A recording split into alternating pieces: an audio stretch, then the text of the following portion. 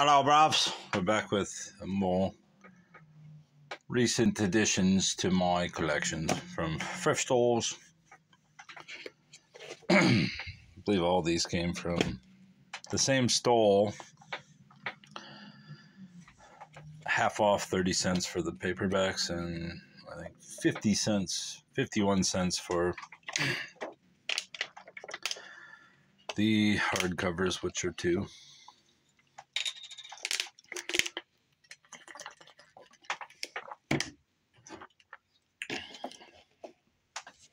Among the books, I found these Les Livres de Livre de Poche, pocketbooks of some sorts, I'm sure it says. I don't read French, so obviously I can't comment much on these, but they're obviously names I know. Most of them: Jean-Paul Sartre, Lemur.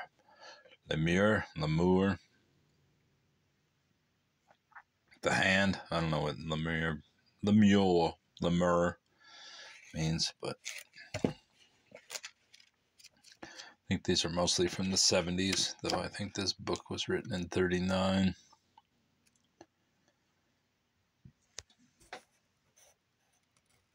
Yes. André Gide. I don't know how to say these French names. Lecchio. I don't know how to say it. De Femmes. Suivez de Robert. Know nothing about these books. Know the name, though. Obviously, Céline. Voyage au bout de la nuit. Cool cover. What's the guy doing, karate? Or is he a sailor? Karate sailor. Gaetan Picon.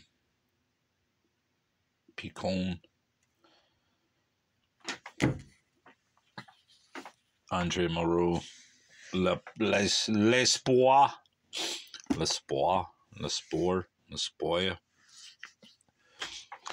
André Gide again. Is that how you say it? I asked that already. La Symphonie Pastorale. De Lafayette. Madame, I assume. La Princesse de Cleves. And that's all 6 of those, which I plan to sell. Since I know not a lick of French, obviously. That's pretty cool.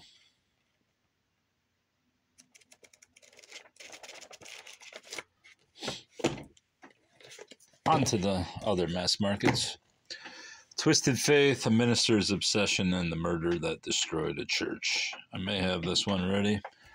As I've stated previously, I buy them for me mother, and she reads them, and then she gives them back, and now I have a collection of 100, 250 true crime books. Of course, a lot of these mass market paperbacks do not scan in.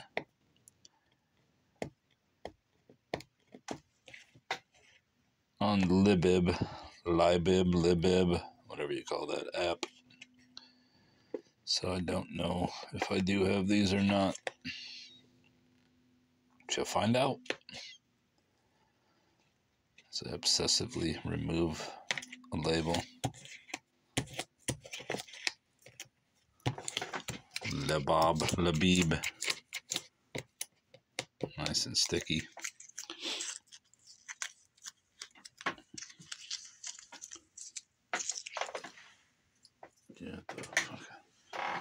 All-American Murder. He seemed like the boy next door until the girl he loved ended up dead.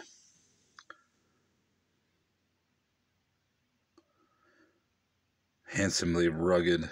Did a college romance between 2 Virginia lacrosse players turn fatal.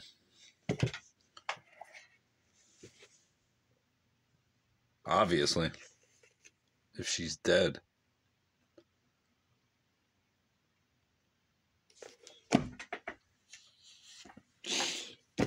When a Killer Calls, a haunting story of murder, criminal profiling, and justice in a small town.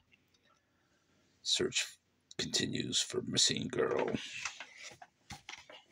From the case files of the FBI's original Mindhunter.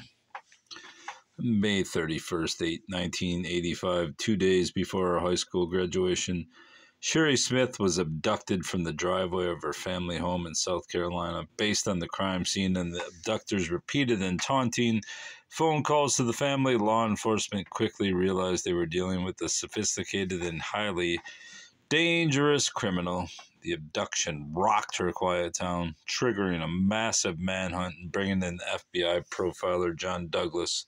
A few days later, a phone call told the family where they could find Sherry's body. But when 9-year-old Deborah May Helmick was kidnapped from her yard, it confirmed investigators' fears that Smith's murder was no random act.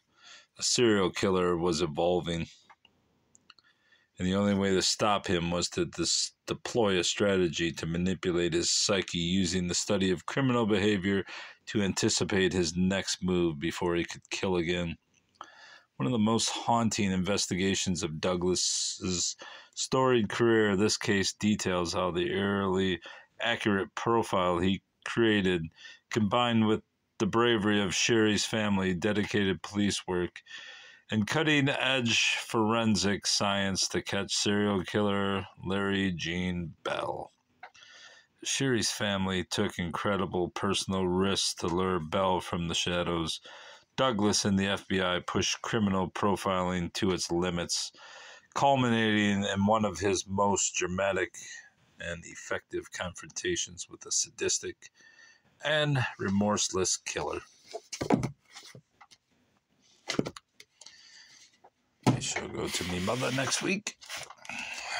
Democracy and the Student Left by George F. Kennan. Angry Students versus the Establishment. The dialogue that turned to violence. Which is in very good shape. What year was this written? Democracy and the Student Left. Expect the early 70s. 1968. Yeah, it looks like 68. In Democracy and the Student Left, Pulitzer Prize-winning author, statesman George F. Kennan brilliantly analyzes the nature and source of the students' discontent, their opposition to the draft and the war in Vietnam, their espousal of civil disobedience and conscientious objection, their urgent concern for the Negro and the poor, their suspicion of the establishment, which they now love, and their conviction that the country is run by and for it. And finally, their distrust of the democratic process as it now exists. The urgency of this dialogue is sharpened by the most recent sensational developments in Chicago, at Columbia University, and in France, as well as in Germany, Mexico, and Buenos Aires. The Lost German Slave Girl. The extraordinarily true story of Sally Miller and her fight for freedom in old New Orleans. Why is she in New Orleans if she's German? It is spring morning in New Orleans, 1843, on a street lined with flop houses and gambling dens. Madame Carl recognizes a face from her past. It is the face of Salome Muller, a German girl who disappeared 25 years earlier, the daughter of her closest friend. But the young, olive-skinned woman is property, the slave of a nearby cabaret owner. Had a defenseless European orphan been callously and illegally enslaved, or was she an imposter? In brilliant novelistic detail, award-winning historian John Bailey reconstructs the exotic sights, sounds, and smells of 1840s New Orleans, a tour de force of investigative history that reads like a suspense novel. The Lost German Slave Girl is an exploration of slavery and its laws, a riveting courtroom drama, and an unforgettable portrait of a young woman in pursuit of her freedom. I thought she was kidnapped 25 years earlier.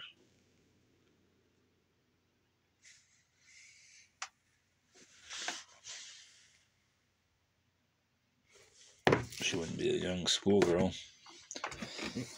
From the UN, the memories of U Thant, who I suppose is a relative of U Thought.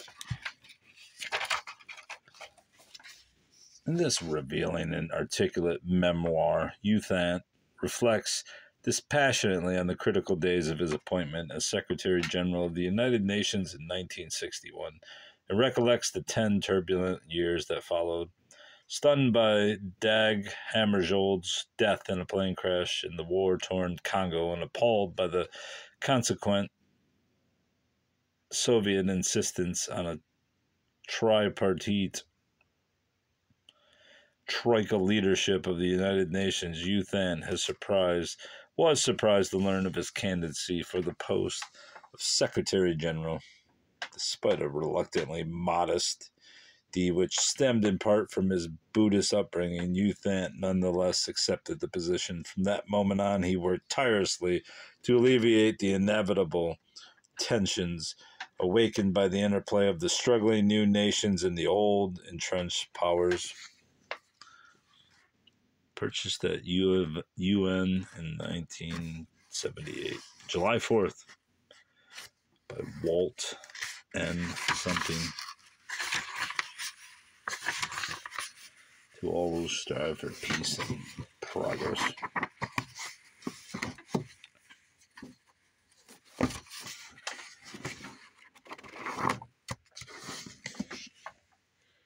Book is a little stinky, but I got it anyway just because it was 50 cents. The price of the ticket, collected nonfiction by James Baldwin. Originally, I wasn't going to get this book, even though I picked it up. But once I saw the sign that everything was 50% off, I bought it. Strange. I went there, boy.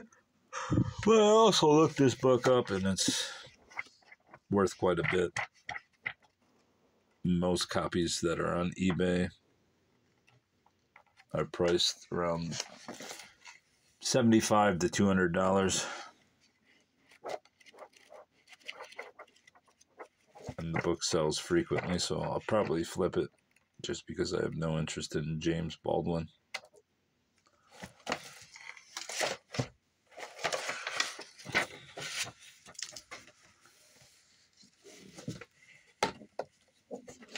Though I can't say I've really read anything by him.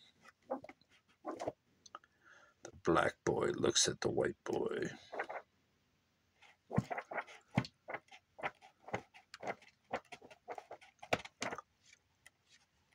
Oh.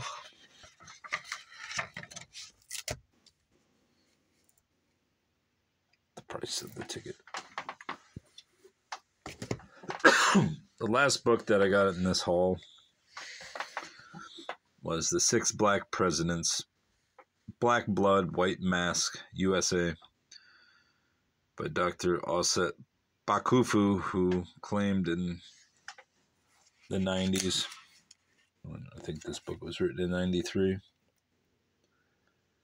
Yes, 93, that 6 of our presidents were black. I believe it was Jefferson,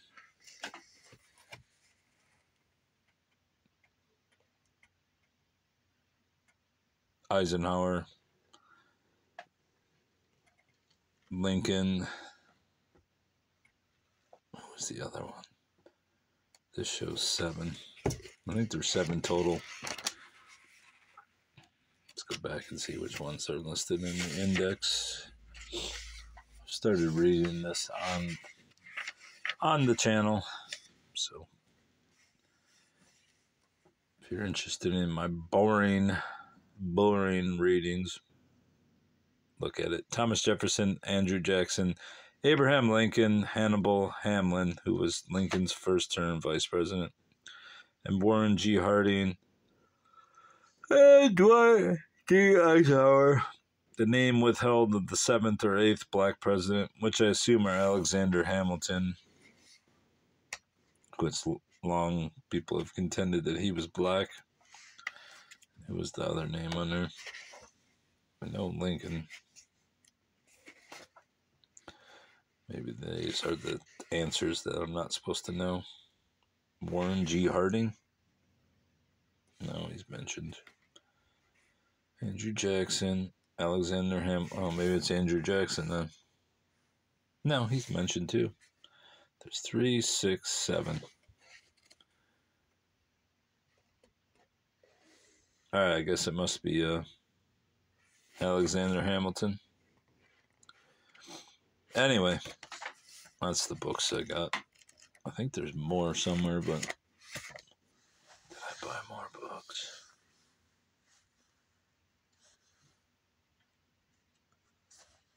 Don't know.